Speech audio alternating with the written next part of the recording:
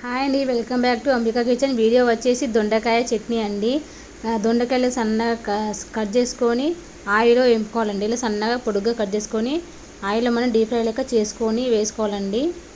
యాస్టీజ్గా ఇలాగే మిగతా వాటి కూడా మనం ఆయిల్లో వేపుకోవాలన్నమాట. ఇలా కొన్ని కొన్ని వేసుకోవాలండి. ఒకసారి బాగా వేసుకుంటే సరిగా వేగవు.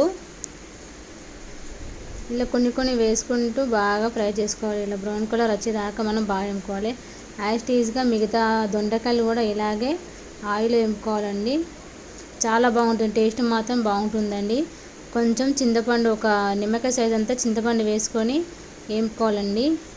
వేగిన తర్వాత తీసుకొని పక్కన తర్వాత అలాగే పచ్చిమిర్చి కొన్ని తీసుకొని వేపుకోవాలండి. 20 అయితే అండి మిర్చి బాగా వేపుకొని పక్కన పెట్టుకోవాలి.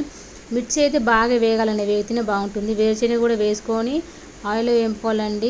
లేకపోతే వట్టిగైనా మీరు లైట్గా ఆయిల్ లేకుండా కూడా వేరుశనగ వేపుకోవచ్చు అండి. వేరుశనగ అంటే పల్లీలు అండి. అలాగే కొత్తిమీర, కరివేపాకు, వెల్లుల్లి వేసుకొని బాగా జీలకర్ర వేసుకొని బాగా వేపుకోవాలండి. అలాగే వీటన్నిటిని చల్లారిన తర్వాత మనం మిక్సీ వేసుకోవాలండి. కావాలంటే మీరు రోట్లో కూడా వేసుకుంటే బాగుంటుందండి.